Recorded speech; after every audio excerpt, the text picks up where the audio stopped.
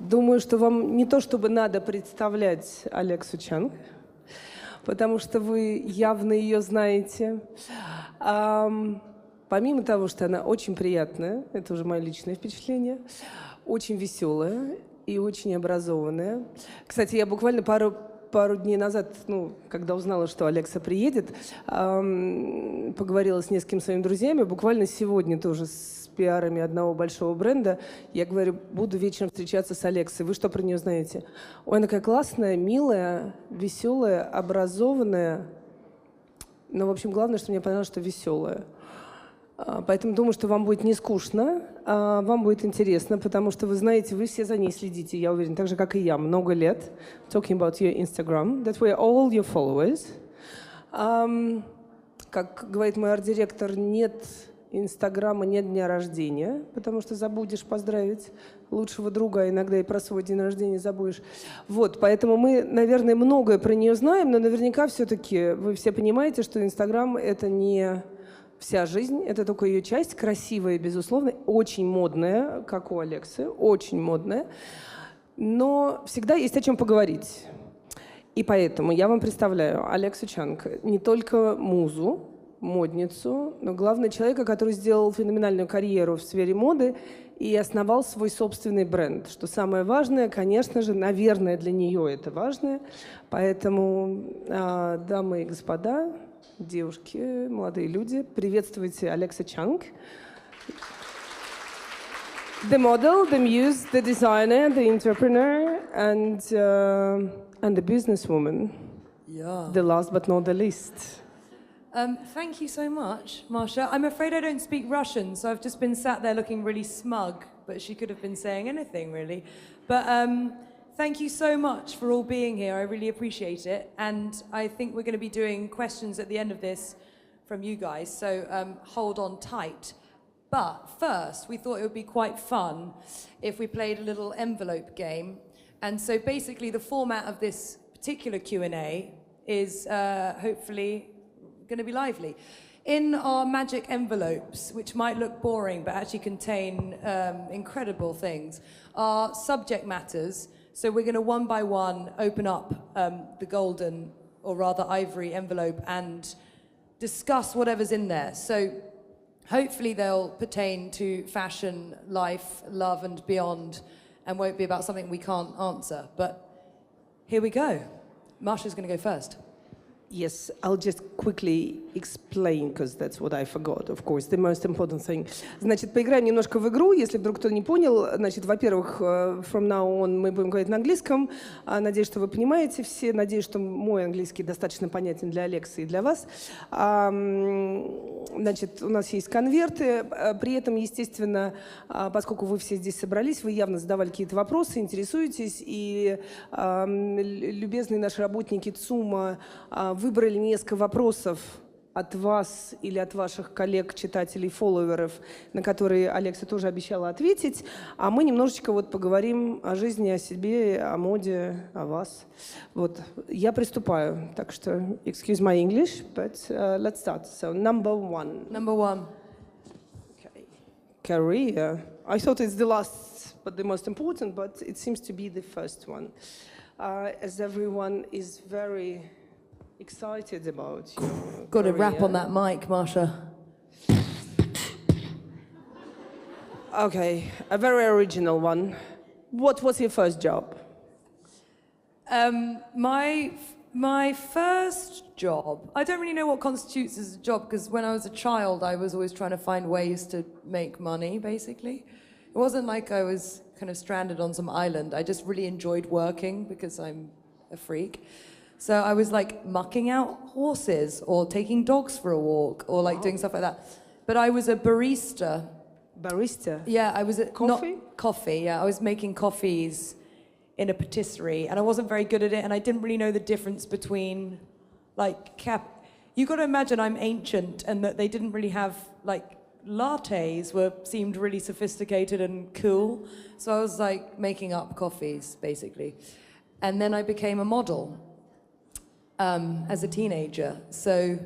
To what age?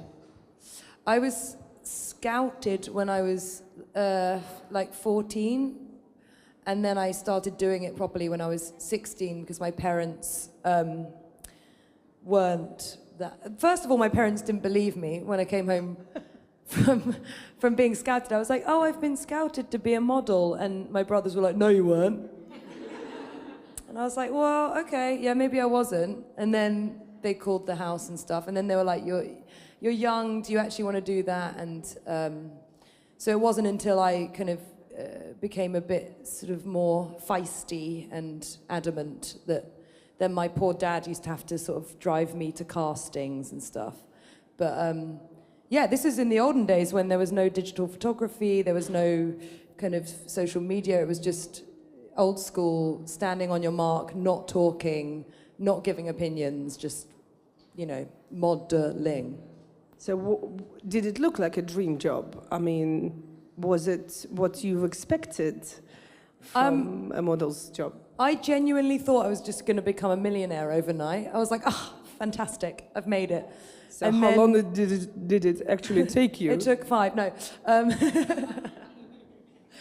No, I thought that, I don't know, I think when I was growing up, I used to read Vogue, I used to be exposed to these fashion magazines, and I was from the countryside, and it seemed like this fantasy world, which is one of the reasons I still enjoy fashion. I think you're creating imagery and beauty and something to aspire to and kind of fantasize about that takes you out of the dreariness of what can be quite a horrible life, basically. So to be part of that image making was, of course, exciting, but did it bring me fulfillment and joy from a teenage moment? No, absolutely not. It just more taught me about turning up on time, being disciplined, you know, keeping my mouth shut, and kind of, I think, yeah, I realized that in order to do well at anything, you have to really learn the ropes. And I was quite shy at the beginning, and then I sort of, as a reaction to being oppressed by the stylists, I've sort of developed a very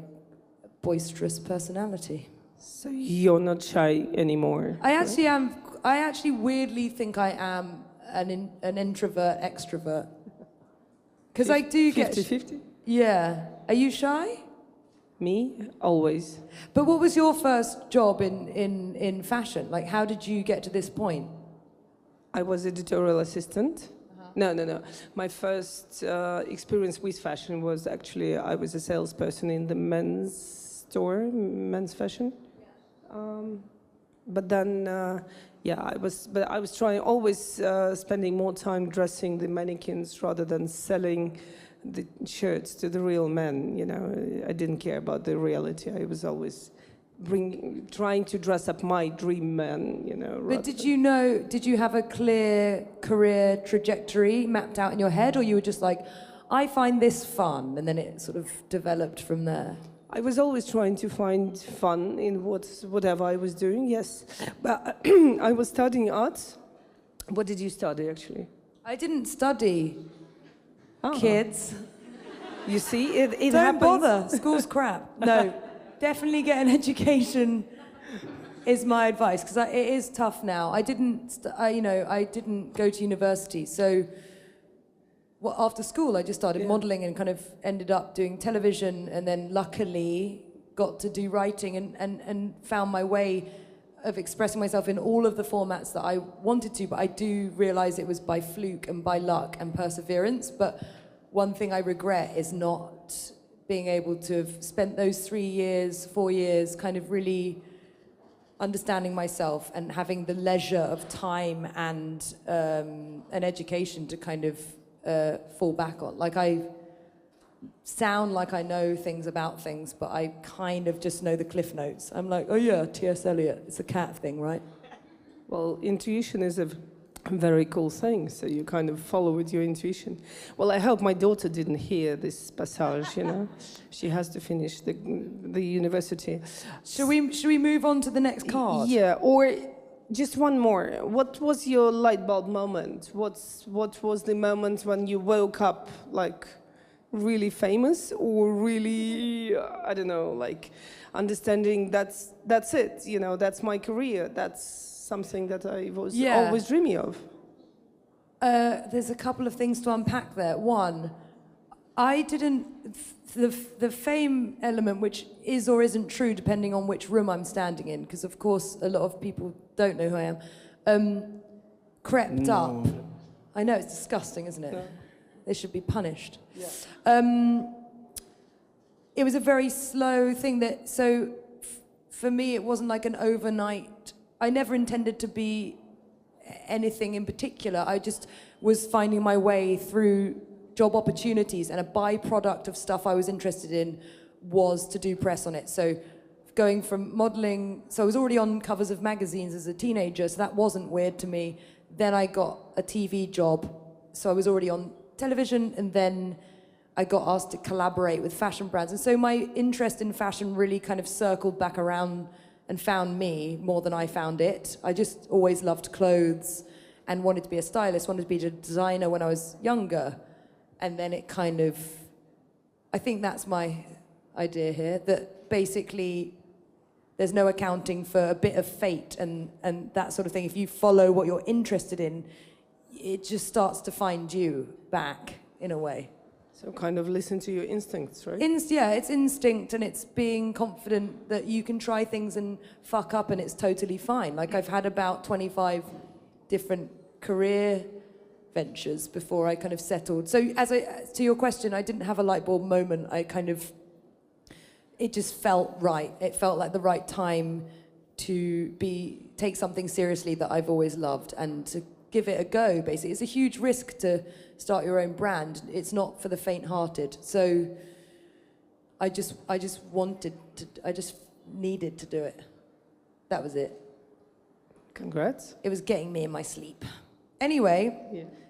Envelope number 2. Oh no, it's my one. Okay. The evolution of the supermodel, which is an interesting thing. Who did you admire as a supermodel growing up, and what are the differences you think between someone that you might have put up on your wall or held in high esteem versus who are the models that are gracing the covers these days and, you know, in the public eye? How has the term supermodel changed over time? Well, funny thing is that the supermodels of today are kind of very similar, if not the same, to those who were hanging on the wall in my room, like ages ago. It seems like ages. I mean, I'm still young.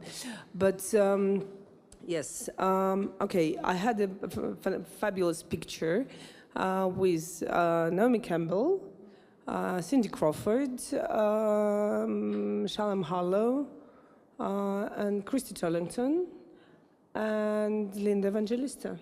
Yeah. And those were the ones that I adored. Those were the ones whose pictures I was tearing from all the Vogues that I managed to get at that time. And those are the ones that I admired for years and years. And I was super lucky to meet Linda Evangelista a couple of years ago. That was my fame moment. No one noticed, no one saw me there.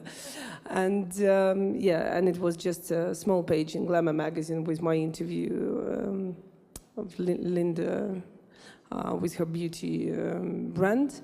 But anyway, but that was my, you know, this was something really touching that, you know, she's still Linda Evangelista, and I am, you know, I was good enough to reach to the point to be able to be introduced to her and to talk to her. I guess that's a good point. Those supermodels of that era are still working today.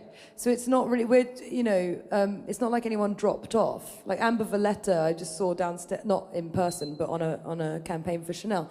But I suppose what's interesting to me, though, is that maybe people like Kendall Jenner or Gigi Hadid, these are supermodels of our era who came about their fame first, almost, before then being utilized by brands to be the face. And their beauty is, you know, of course, of the same thing, but beauty is still subjective. But I just mean, do you think there's something a bit more attainable about today's supermodel that's, in a way, didn't exist in the 90s? In the 90s or beyond, for me, if I had a picture of Christy Turlington on the wall, I wouldn't expect to see her around. I didn't want to necessarily hear her thoughts on anything. I just really admired her as an icon and a goddess. Whereas now there's so much heavy lifting going on in supermodel land. It's like they trot them out, they have to do interviews, they have to do, you know, it's more personality led. And if you don't have the personality or the charisma to kind of back up your beauty, it's kind of less compelling. Is that a good or a bad thing? I don't know. I wish I knew, because, you know, the good thing is that the models are not treated like mannequins anymore. You know, it's like people do care what they think. People do care what they think of the collections. They care about what they think of what's going on around in the social life. They care about their private life. They care about, you know, whatever. And this is good.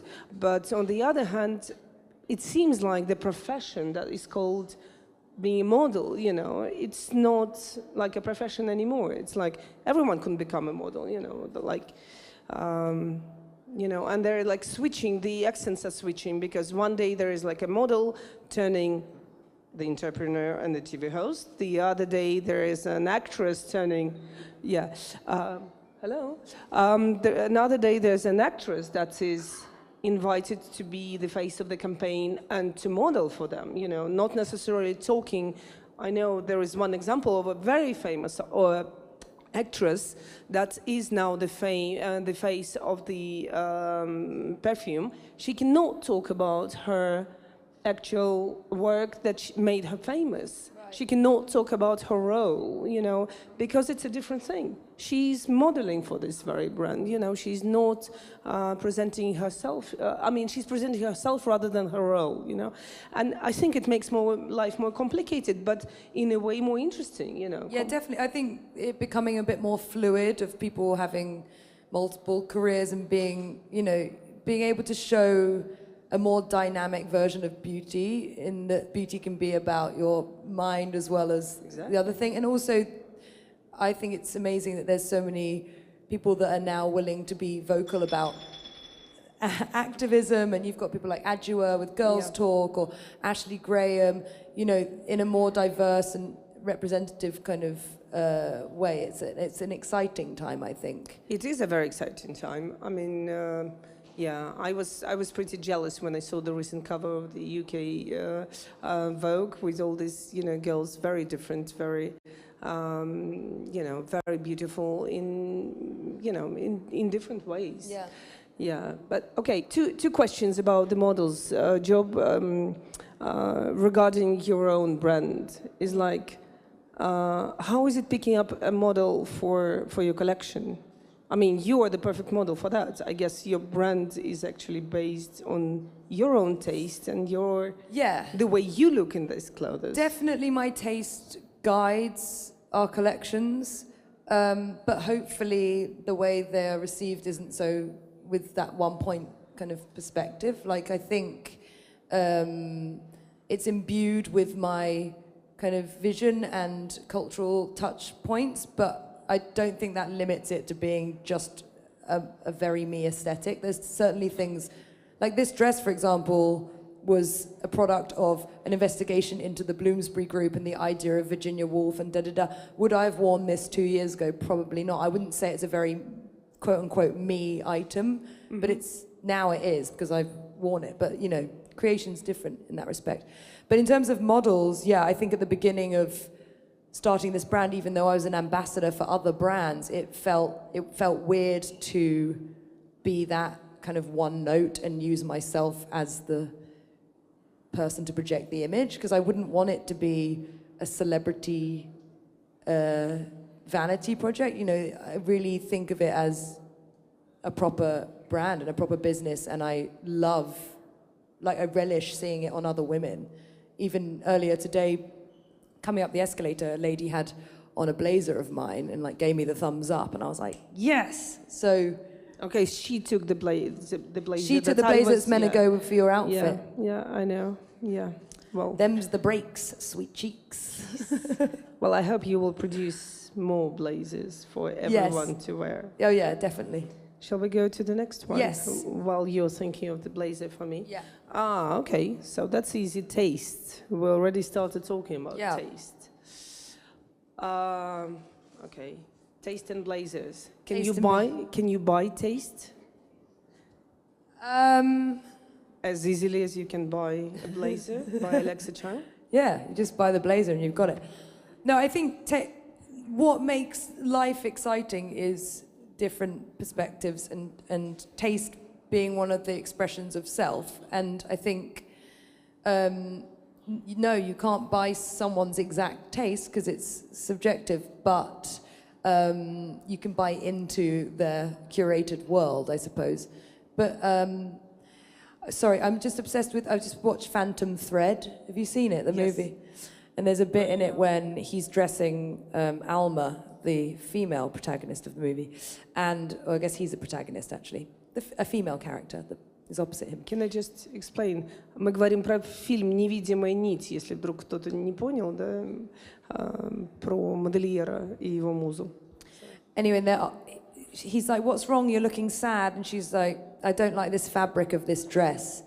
And he's like, well, perhaps you can learn to have better taste. And she's like, but my taste doesn't like the fabric of this dress. And he's like, stop.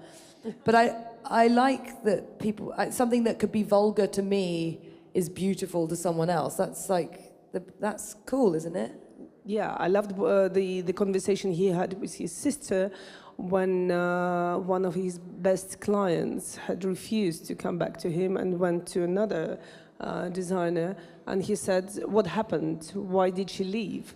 And the sister said, well, she went for fashion, for something modern and for something chic.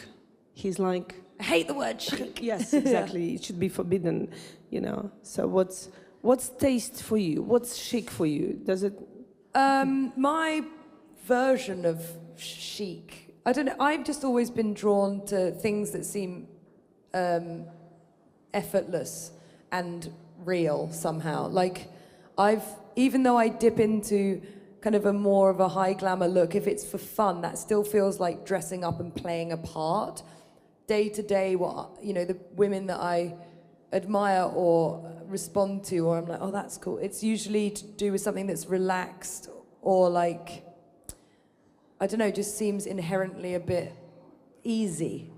I don't, even with friends or conversation or anything that feels forced or difficult, I kind of don't have a great reaction to. It just seems false to me, and I really, things have to feel right, basically. And things that feel right to me are flared jeans, an open shirt, and some white trainers. Good. How do you reflect your taste? What does your house look like? And is it linked to your personal style? Well, I wish it was a house. It's an apartment. Nice. It's not a big one. No, but it's, I don't know. It's packed with lots of stuff. It's like cartons of old clothes, because I'm recently lost. So it's cluttered. I lost so much weight, so I have to remake all my wardrobe. So it's like, so I'm basically living on the carton boxes. So is that weird to then have to think about an entirely different wardrobe? And are you choosing and how you express yourself in this new? I kind of hate it. Now, of course, I like clothes, I like fashion, I like everything, but I don't like to think of it for myself, you know. Yeah. So I was happily dressed in your not flared enough. No, they're a bit more pipey, aren't they? Yes, they are, but they are lovely, and so I'm very easy in that. I like the stuff. I don't care how much it costs or who made it. It's whether I like it or not. That's a good point. I've never been swayed by a brand name necessarily. I'm someone that can buy something from a vintage shop or find it from a friend or in an airport, like a weird, like I'm tax-free. Tax-free. No, I'm not impressed by status.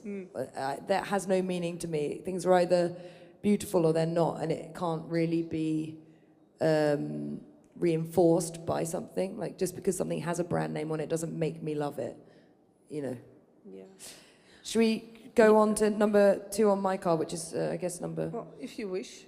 I just wanted to know, who are those women that whose taste you value and whose style you value and whose style you're thinking of a good one? I have friends, less so than like celebrities. It's more like I think that's true of everyone, though. You care more about what your mate thinks about something than you would imagine. It's easier to...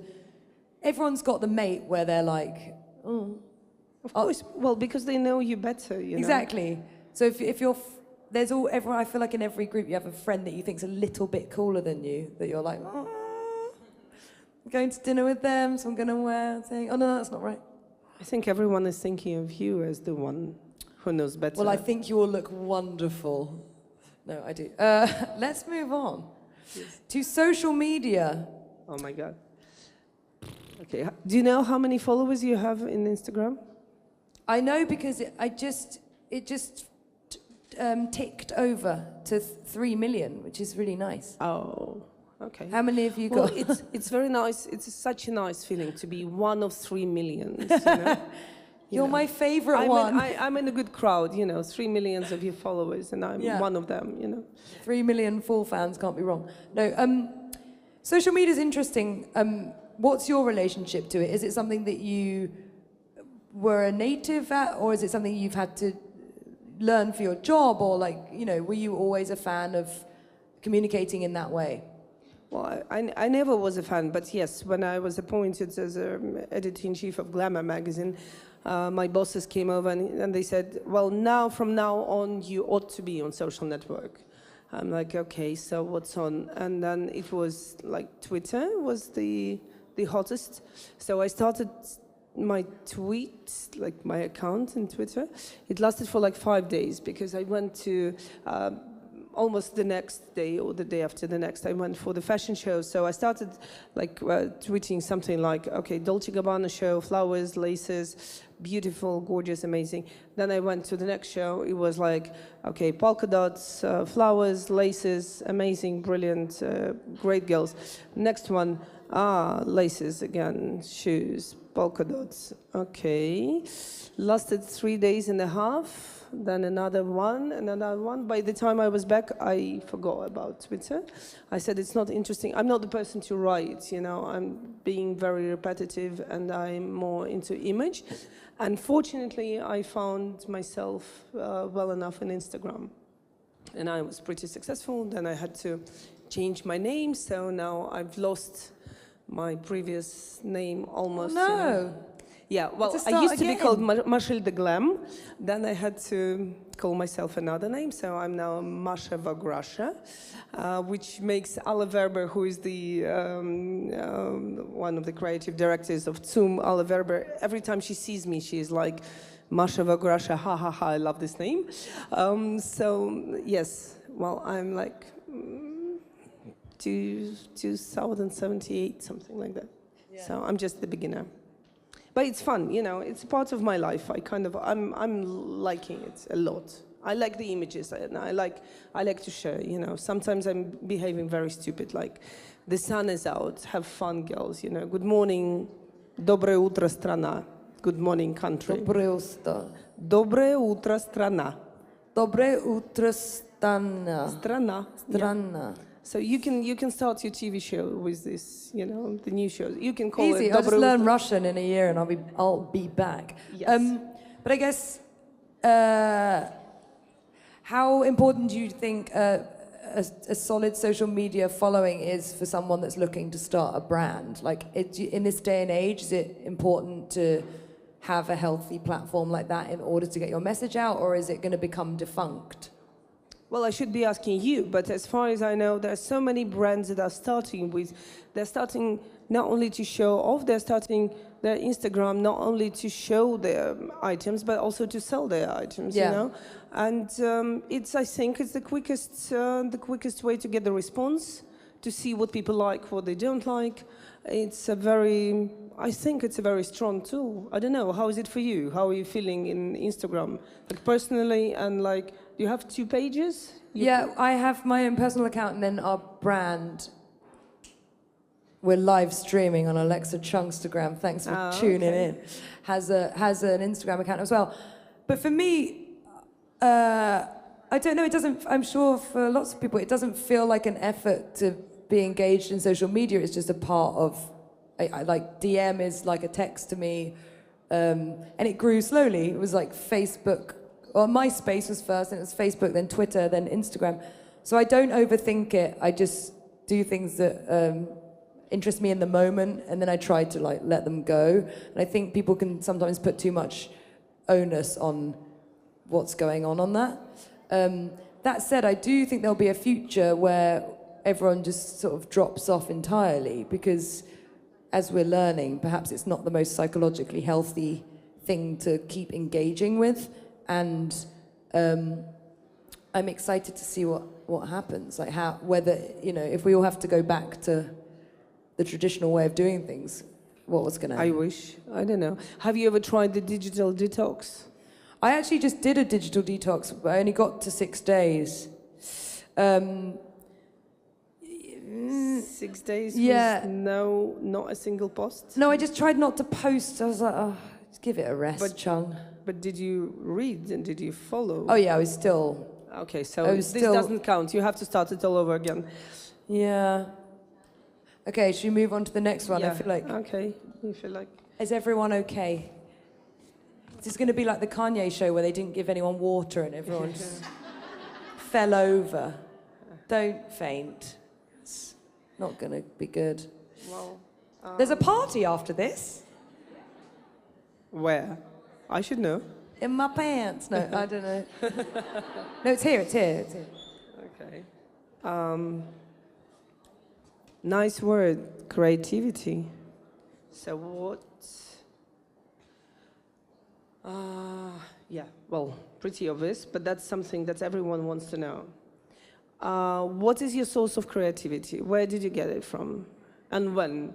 I don't know. I mean, is there like... I genuinely think I was so bored from 0 to 16, if not 18, that I like built up enough energy sitting in the middle of a field, dreaming of being in London, New York, or anywhere, that it was enough to keep me going forever. Because I had the most relaxing upbringing, just being like, staring at the clouds, looking at a horse, just sort of so like, and for someone with like ADHD tendencies, that was like, ah!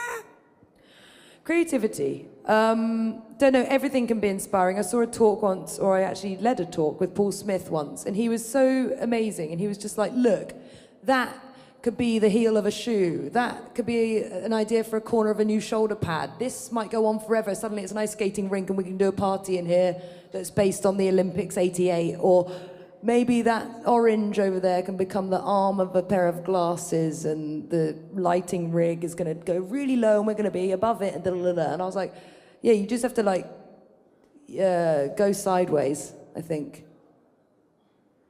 You think about the icing rink. No, I'm just thinking of the skirt. I wonder what it was in the previous life. Was it like the tablecloth or? Yeah, that was a napkin from France. Yeah, that's what I saw. Yeah, it was a neckerchief. Is that was that your kilt from school? The checks? That was my kilt from school. That was the clouds from Hampshire, and this was a shirt I stole from a man. Good, well done. Thank well, it's you. a little longer. He wouldn't was be very able to tall. hide it in his pants. Yeah. Well, so what is the most creative like parts of the day or part of your life? Is it like on journeys? Is it in the airplanes, or is it? I'm better at in thinking the office. I'm better at thinking of things if something else is bad. Like, it's not until I think something's bad that I can think of what might be good. Do you know what I mean? Like, I'll drive past a sign and I'll be like, oh, I wish they made that pink. Like, I'm more of an amender than I am a, like, out of nowhere. Or, like, if someone says something, I'm like, you missed a pun. Like, so I'm just, it's probably not that interesting, is it? It's like rock and roll. I mean, when it's bad weather, they say that they're the most creative and they're writing cool songs in the bad weather, Yeah. or bad mood, or, you know, when having headache. But I think as well, people don't, you need space to think of new ideas. So I actually have to revisit the place where I get bored every now and again in order to like... To get more bored. No, yeah, because I often forget to be bored. And then I get really overwhelmed and go a bit crazy. So I think I have to remember to like go back to the field so that I can regenerate, etc. How about you? Were your ideas sparked by, you know, well, what? Is it a film? Is it a song? Is it, what's your most creative space? Well, yesterday, the day before yesterday, I was super creative when I was in the theater, and there was an amazing performance, the contemporary ballet in the theater. It's Antaras Kruzbacher. Is it the ballet from Red Sparrow? No, it's a very modern ballet with no scenery, but actually the design of the costumes was made by Dries van Noten. Oh, wow. Amazing, it's super So beautiful. nice. So I was like, it lasts for 70 minutes, non-stop dancing, non-stop music. The music is pretty monotonous, how you say it, Yeah. sorry my English, but I was, almost falling asleep from time to time. But the beautiful, absolutely gorgeous colors, and he's like, at the beginning it looks pretty boring. It was like all beige, But then, one after another, the dancers were like escaping backstage, and then they were appearing with a touch of tiny bit pink or a tiny bit like yellow or something, and all of a sudden the whole picture is changing. I want to go to that. Is it still on? Yeah, no, I think they had 2 performances, but they're coming back, and I'll tell you the name of the of this thing. And I went out from the theater really inspired, and I said, oh my God, I wish I had the studio booked for the next day, and I have this fabulous photographer that can do this, and I can hang all those like ropes and make the model, jump in between. And I wish I could hire this fabulous choreographer to do this shoot for me. And I was thinking, which collection I should use. So these kind of things really, really inspire me. And then I'm constantly thinking, every time when I'm falling asleep in the car, when I land or when I go to the airport, I remember the words that Grace Coddington said in the movie, in the September issue. There was a scene, she's in a yellow cab in New York, and she's going from like one showroom to another or from one show to another, and she said one simple phrase that actually hits me every time when I'm falling asleep, like, always keep your eyes open. You never know when the creativity is going to hit you. So, but I always force myself to go to the office, because I'm also responsible not only for my own creativity, but for the creativity of the team. And the girls know I always go to the office, and I always try to get these creative ideas from them. So how is it about with your team and your office? Do you have an office? I do. I have an office, and I have my own room in the office, but I don't really use it because either other people are in there, or I don't like isolation, and I like to just sort of annoy other people.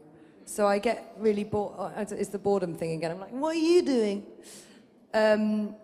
But yeah, in terms of the creativity, it's a group kind of effort. We do a lot of research together, either visually or vintage research, and kind of it comes from what's most exciting as a discussion, as a topic. So I'll be like, oh, Britpop, and then we'll start talking about it. Like, oh, and it could be this, and it could be this. But if it, sometimes I'll come in and I'll be like, I want to do a future collection, and they're like, no. I'm like, cool. Or I'll be like, ooh, Fear and Loathing, and they're like, no. I'm like, got it.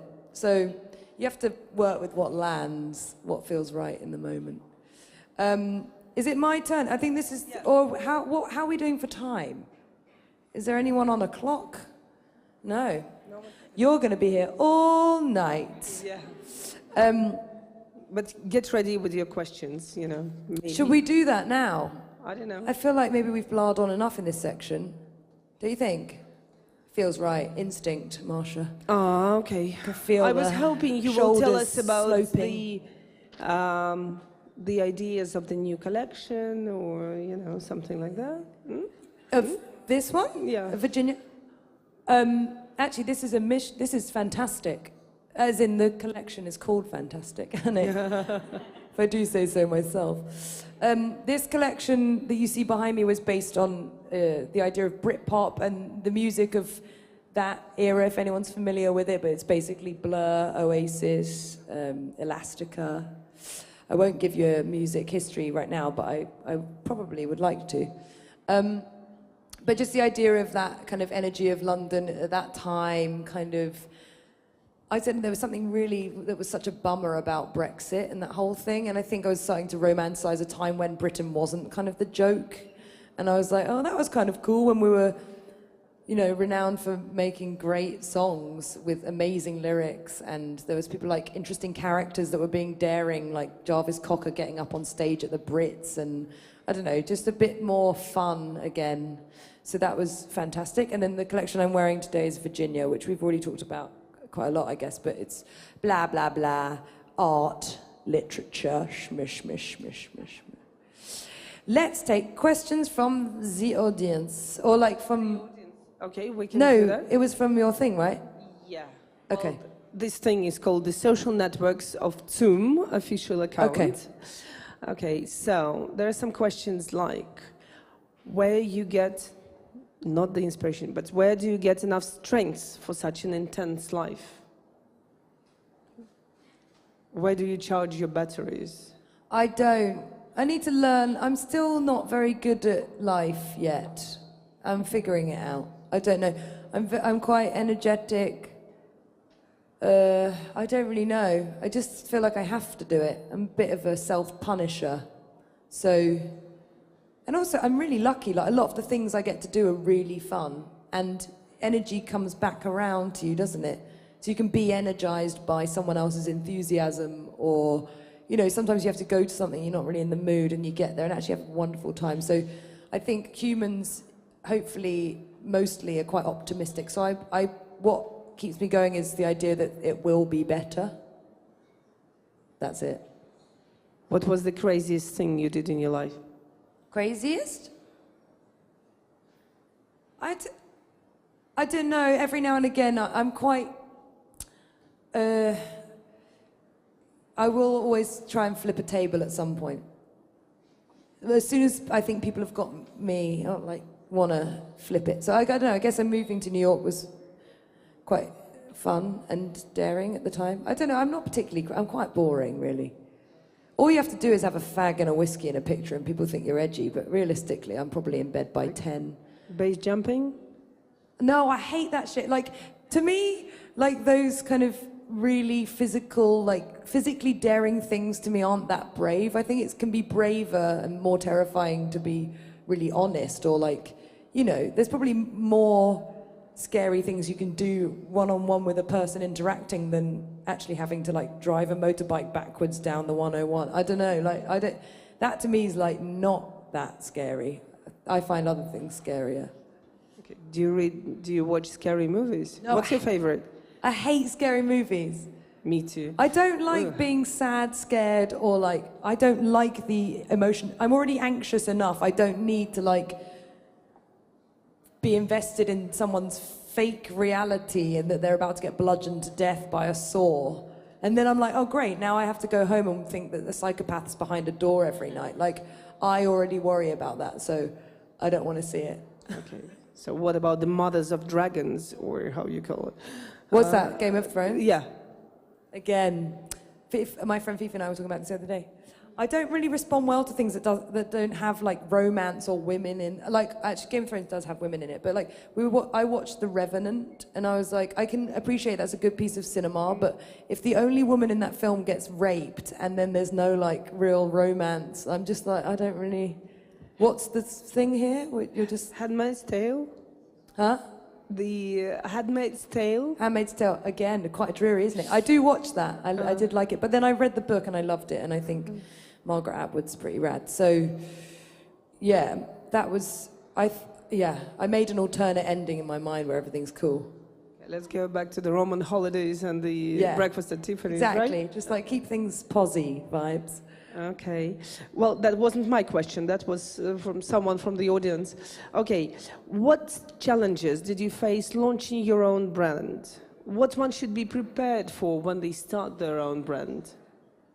I think a challenge is, and this has been my I took a job at MTV in America in like 2009, 2010, and when I was told that show hadn't been recommissioned. One of my biggest heartbreaks at that time was letting a team down. Like, I felt really sad having to deliver that news to a group of people who'd entrusted me with their hard work, and I was at the front of this thing and it was me, I felt, who did it. So anyway, emotional investment is the hardest thing for me. The idea that I care so much about this child that my daily mood can be affected by the success or failure of it. So I think tethering yourself to something that's ultimately creatively within your control, but as a receptive thing is the biggest challenge. Are you prepared for the moment that someone can drop you down? All of a sudden, someone you start your business with will like say, well, I'm leaving tomorrow. Can you be prepared for that? Yeah, that's how, I mean, to be honest with you, if you ever think, I mean, maybe some of you have got businesses, it's like every day someone takes a shit on you. But then they also present you with a gift. So they're like, here's a cake, and also here's a shit. And you're like, ah. It's like great news, and then some bad news, and then... So that's kind of, it's like a micro real life in hyper speed. Okay. So tell us about, that's again, not my question. Well, if it's boring, don't ask it. No. How do you choose employees? Are you hiring people yourself? You're making your team? Do you know everyone in your team? Yeah. How many people do you have? 23? 5. Someone just told me, Sophia just says 25. 25. Do you celebrate birthdays? Do you celebrate together? Do you know what? I have no training in office culture.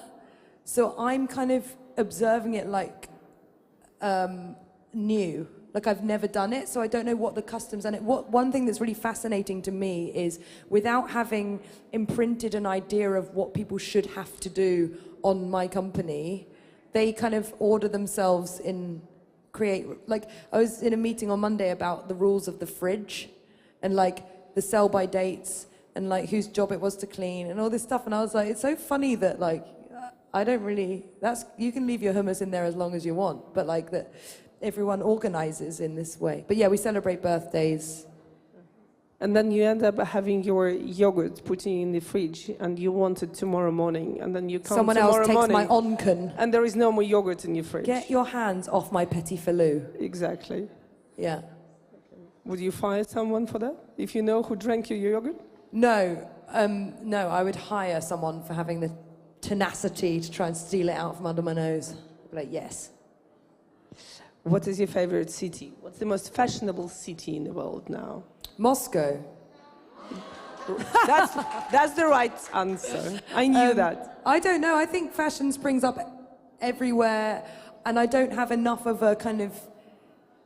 It's one thing that's lovely about coming to places like this, and we also have been to Seoul and Tokyo, and I went to Bangkok last year. Like, it's so interesting to see different versions of style, and How different Moscow is. Not that different actually, but it's interesting that it's not yet homogenized. Like, one of the most things that sends me to sleep is when people subscribe to one sort of look. So it's refreshing and invigorating to walk on the street and be like, and notice kind of like, okay, that's what's going on here. So it's cool.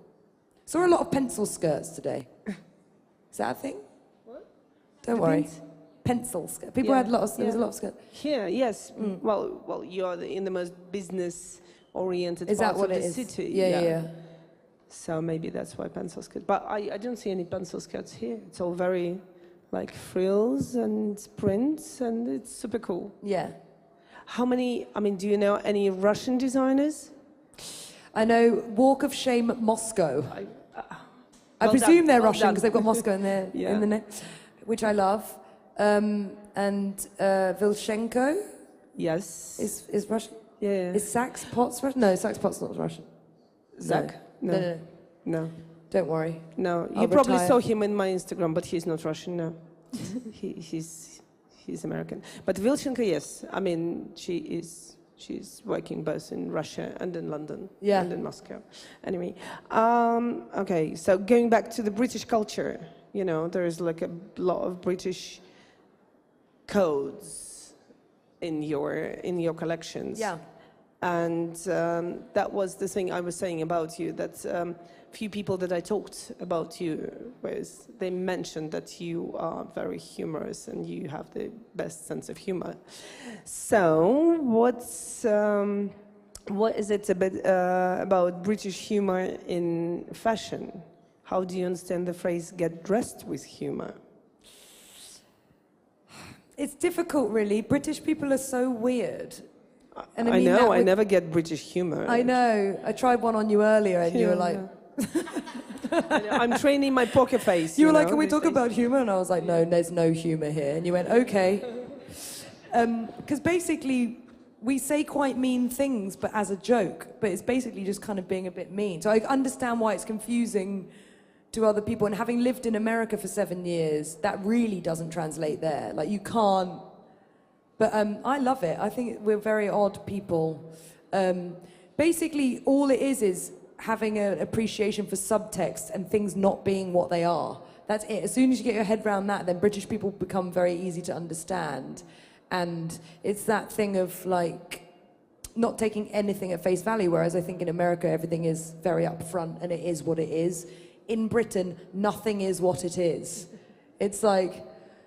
You know, it'll be really pissing it down outside with rain and you'll be like, weather's nice. That's just like standard chat of, it's basically opposites day. So when it comes to dressing with humor, I think I've always dressed previously with irony or a wink, kind of being 22 and wearing my mum's Barber jacket or her loafers, or like being in the prime of beauty and refusing to put on anything sexy. Like, to me, is like a sick joke, which I will find less funny as I age. But I think it's funny to do what's not expected of you. So that, I think, is British? I don't know. So, like, pencil skirts at the age of 15 and then frill dresses at I dressed like a school mom. You know, I wore a Peter Pan collar on purpose because it was so repressive and uptight and kind of like grandma-ish. I spent like my early 20s in a Peter Pan collar because I thought it was funny. I was like, I'm hot, not. But that's kind of immature, I guess. Now I'm like, shit, I need to put some sexy stuff on. Are you forcing yourself into this? A little bit. Yeah, I've been unbuttoning an extra button on the shirt lately and being like, woo! And then I'm like, oh God, no, I feel really self-conscious. Did you get rid of the underlining of this dress? No, it's just ridden up. Thank you for noticing. Yeah. No. It was originally meant to be see-through, but apparently you can't sell see-through clothes. It's not on. They're not having it. Is that, should we... Do you still have any more questions? I don't know, it feels like the right time to... Yeah, we're kind of like, no one is listening, we're just talking. Yeah. Does anyone want to ask me a question from the audience? Yeah. Okay, we've got a floating mic. Oh. Okay. That was a little kind of fight, grabby fight. Sorry. Sorry. I want to ask her, how do you think about fashion in China, and are you planning to bring your brand to more Chinese? I would love to bring my brand to China, definitely. It's a place I haven't explored enough to know enough about it. I went to Shanghai and Beijing a couple of years ago, and it was brilliant and beautiful. But yeah, we kind of haven't explored that territory yet. But I'm very up for it if you want to show me the ropes. We are so exciting, and there's other question. Would you like to share some insight about fashion from your side? Fashion from the inside? Yes. I don't really know what I could, what tidbit of info I could give you. I think I'm all about emotional dressing. So anything I'm putting on is inherently connected to feeling, I've realized. And so I dress for my feelings and not for my thing. And then I think there was a denim lady there. Do you have a question? because otherwise I think we're going to end up doing a full interview there. Sorry. Thank you so much. Well, first of all, hello, and thank you so much for this meeting. My question is, what was the hardest thing that you overcome in fashion? The hardest one? Cycling shorts are a really tough time, guys. Hardest thing in fashion? I don't know, self-confidence is probably a classic, but I think fashion can be an intimidating industry, and it's not without its like politics and et cetera, et cetera. So, you know, just being able to realize that the stuff that makes you unique and different isn't necessarily a scary thing, but rather something if you lean into, gives you a different perspective and voice in a room, and everyone deserves to be there, basically. I think fashion has a reputation for being quite bitchy and vicious, which I personally don't think is true, but have seen, and I think that only ever comes from insecurity and an insecure place. So, yeah. There are some fun people in the business like there us. There are some fun people. I know at least one. But don't you think that's true, that it's just like the meaner someone is, the more insecure they are? Well, I don't know for Anna Wintour, but she's changing. She's smiling recently. Anna Wintour? I've seen her smiling. Yeah, she's smiling. Yeah, she's on the Met, she was smiling. Yes. You look gorgeous at the Met. I saw Thanks. you. Yeah. Not only on the pictures, I was there. Thank you. It was beautiful. Did you know that you're going to make your dress yourself, that you're not going to wear anyone else? Or did you go there just for that? Yeah, no, I think it was a dream to do that. Sorry, thank you very much. I've kind of sort of segued off. Yeah. We'd planned to make a dress. I think it became apparent that if I was to attend again, it would be really lovely to wear my own brand. And we relished the challenge, basically.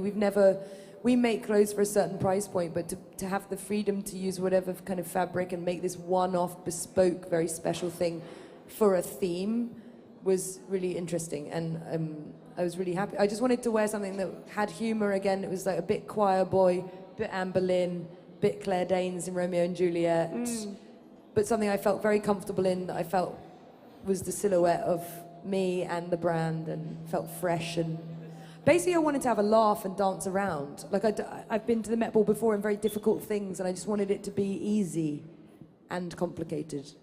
And it was. Quite the night. Any other questions from the audience? Hello. Hello. I only want to say for you, you are the best. You are so kind and beautiful. Oh, so are you. Look at your face. So lovely. Thank you. Can I make a photo with you? I'm your fan. Yeah, definitely. Shall we do it? Would you mind if we did that afterwards? Only because I'm wearing a flesh-coloured thong and I'm a bit self-conscious, so I'm going to wait till I've sloped off the stage before I do that. But we can definitely do a photo. I'll meet you over there. My English is terrible. No, it's wonderful. My Russian's terrible. Thank you. Thank you so much. Any other questions? There's one. Oh, you've got one. Great. I have such a question. Well, thanks for coming to Moscow. And a question is, besides your own collection, is there any designer who, when you come to the boutique or you see the collection, you actually want to buy like half of the stuff? Somebody that actually gets like your own style, your own taste? I think there's been some, I really love Chloe at the moment, and I think we actually had to sort of cancel something that was in our collection because it appeared in theirs. So you like Chloe now more than you liked it before? Because it's changed. No, I've always loved Chloe, Okay. but I think there's something happening at the moment which is tapping into. Same with Chloe, Gucci. I think there's that kind of spirit and kind of. I think we might be in a similar music, rock and roll-y kind of zone, but I love their take on it. 'Cause it's a lot more feminine, and whereas Gucci is more kind of embellished. So yeah, I love those brands. Someone I admire greatly is Mrs. Prada, and I think she is a huge icon for me. Anyone who has a slide from You their wear office, Prada and Miu Miu a lot on the events. I do, because I like it a lot. I Yeah. think it's intelligent and fun and just looks nice. Yeah, thank you. Thank you. There's a lady behind you waving. Hi, Alexa. My name's Hi. Marie. I have a question. Can you describe an Alexa Chang woman, or a girl, or a woman, lady? An Alexa Chung person is, they are someone who I think can respond to the vibes of the brand, basically. So I hope we're providing a service of helping people in situations more than anything else. So like, I want to create clothes to help you feel better at that wedding, or on that first date, or on that last date, or I don't know, to bolster confidence and kind of feel just a little bit cooler. I don't know, and the AC woman is something somewhat elusive at this point, but I think the people I admire are people who aren't afraid to do something different, people who have fun with clothes and styling more than beholden to fashion as a concept. It's more like taking things a bit less seriously and playful, I don't know, cool. Thank you. Fun, playful, fun. Hello, young lady here with the red phone case. Thanks. My name is Lilith, and I have a strange and funny question. Strange and funny. Yeah. We all know that Karl Lagerfeld will provide his fashion show here in Moscow in the end of May. Would you be there? And can you help me to get a ticket or invitation to it? Yeah, this is the first. And the second, what changed from the time when you started your career, and what do you recommend to the flesh blood? What do I recommend to the... Flesh blood. People who just started. Fresh his- blood? Yeah. I really thought you'd said something else that I think might be a sex toy.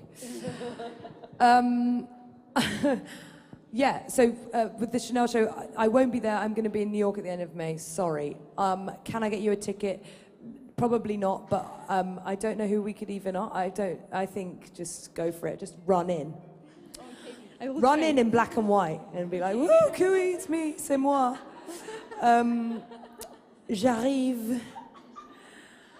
Regarding how I started my career, I think we talked about it earlier, but basically through following things down the rabbit hole, I didn't have, and it's different for everyone, but I just tried really hard at everything I did. So when I was modeling, I turned up to all the castings on time. When I was presenting, I rewrote the scripts to make sure they were in my own voice.